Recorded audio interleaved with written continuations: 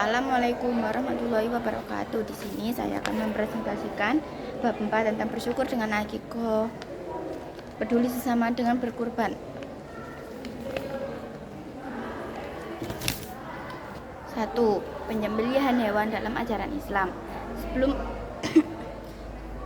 Sebelum masuk jauh ke dalam materi, apa sih penyembelihan hewan dalam ajaran Islam itu?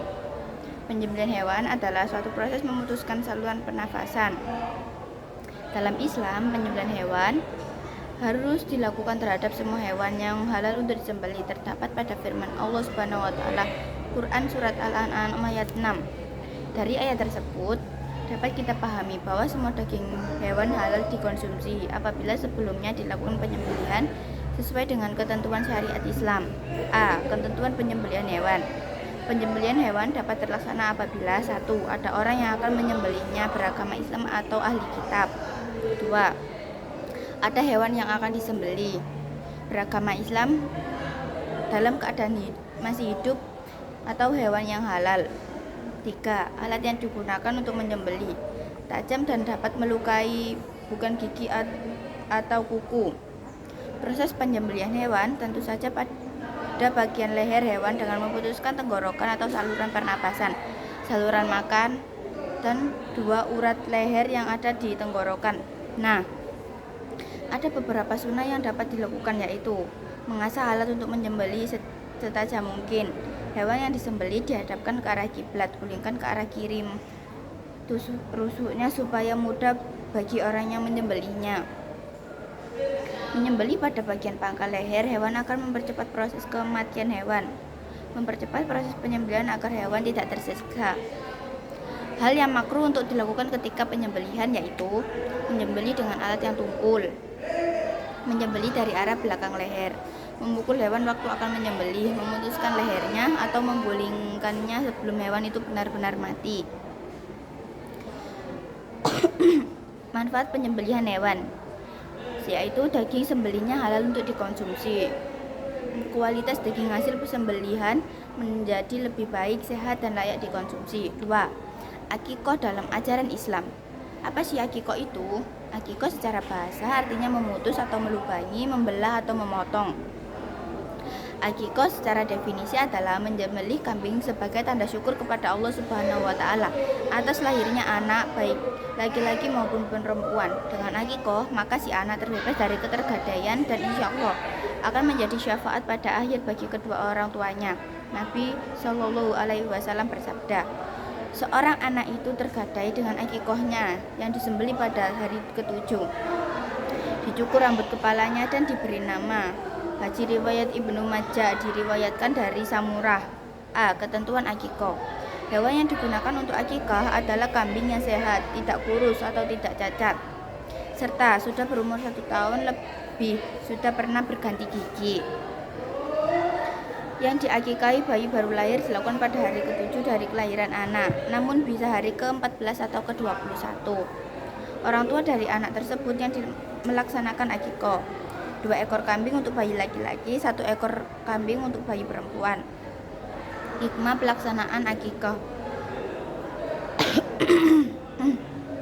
Upaya mendekatkan diri atau taqarrub kepada Allah Subhanahu wa taala. Bentuk syukur atas lahirnya anak, tebusan bagi anak yang baru lahir, membebaskan dari ketergadaiannya, memperkuat tali silaturahim dengan memperkenalkan nasab anak. 3. Kurban dalam ajaran Islam. Kurban berasal dari kata korobah yang berarti dekat. Dalam syariat Islam, yang dimaksud dengan kurban adalah ibadah dalam bentuk penyembelihan hewan tertentu atas dasar perintah Allah Subhanahu wa taala dengan tujuan mendekatkan diri kepadanya. Kurban biasa disebut dengan al-udiyah, bentuk jamak dari al-adai. Terdapat pada firman Allah Subhanahu wa taala pada Quran surat Al-Kautsar ayat 1-3.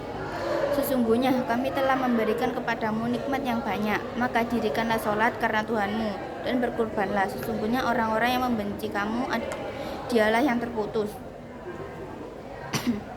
Hukum pelaksanaan kurban adalah muakkad. Sunnah muakkad sangat dianjurkan bagi orang yang mampu. Dalam hadis Abu Hurairah radhiyallahu anhu dia berkata, Rasulullah shallallahu alaihi wasallam bersabda, barang siapa yang memperoleh suatu kelapangan tetapi dia tidak berkorban, janganlah ia menghampiri tempat sholat kami. Ketentuan berkorban. Orang yang berkorban adalah orang yang beragama Islam, memiliki akal serta mampu. Jenis hewan kurban adalah sapi, unta, kerbau, kambing, dan domba. Jumlah hewan orang yang berkurban telah sesuai. Waktu penyembelihan saat Idul Adha yakni 10 Dzulhijjah dan pada 3 hari tasyrik yaitu tanggal 11, 12, dan 13 Dzulhijjah. Tempat yang digunakan untuk menyembelih adalah lapangan. Tata cara penyembelihan hewan kurban sesuai ajaran Islam. Daging kurban dibagikan kepada fakir miskin dalam keadaan masih mentah. Ketentuan khusus untuk hewan kurban sehat. Unta sudah berusia 5 tahun lebih, sapi dan kerbau berusia 2 tahun, kambing berusia 2 tahun, domba berusia 1 tahun atau telah berganti gigi. Unta, sapi, dan kerbau boleh berkurban 7 orang, kambing dan domba 1 orang. Hikmah pelaksanaan kurban. Lebih mendekatkan diri kepada Allah Subhanahu wa taala, membentuk sikap patuh dan taat kepada Allah Subhanahu wa taala. Melatih diri bersikap dermawan, melatih diri lebih peduli kepada sesama, menjauhkan diri dari sifat tamak, rakus, egois, dan sewenang-wenang. Sekian presentasi dari saya. Mohon maaf bila ada salah kata. Wassalamualaikum warahmatullahi wabarakatuh.